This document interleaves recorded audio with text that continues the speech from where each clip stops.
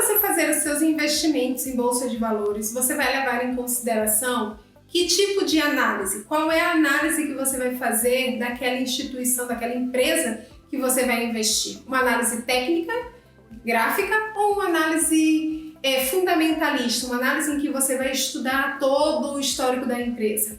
Na verdade, isso vai depender muito do tipo de investimento que você vai fazer. Se você está fazendo investimentos ali de curto prazo, seja através do swing trade ou então nada muito longo, né, você pode optar exclusivamente por uma análise gráfica, sabendo ali, pegando o histórico que tem daquela empresa para definir qual vai ser o seu valor médio de preço, como é que você vai fazer a sua estratégia de compra e venda daqueles ativos. Mas se você pretende fazer uma estratégia de buy and hold, né, que é uma estratégia de longo prazo, aí sim você vai fazer uma análise fundamentalista, porque no longo prazo é muito importante você saber qual é a solidez daquela empresa, quais são as projeções, como é o histórico dela, como foram os últimos anos dela, para que você tenha uma base para decidir se vai ou não colocar aquele ativo na sua carteira,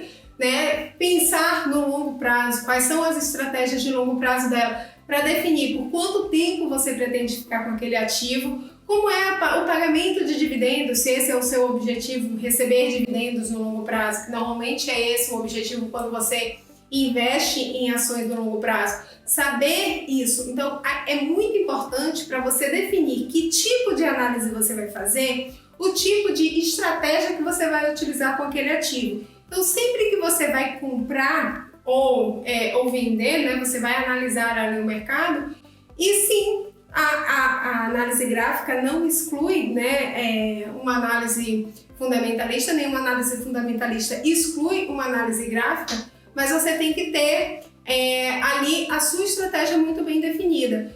Para você, no caso, mesmo que você vá fazer buy and hold, então você tem que ter ali uma estratégia de preço médio. O preço não importa tanto quanto no curto prazo, né? No swing trade, por exemplo, não importa tanto. No swing trade o preço é muito importante. No longo prazo, nem sempre, porque são compras recorrentes normalmente, então você está ali sempre formando o seu preço médio. Obviamente que você não vai comprar sabendo que a empresa está no seu auge, no pico máximo já alcançado, sem entender a projeção dela de futuro.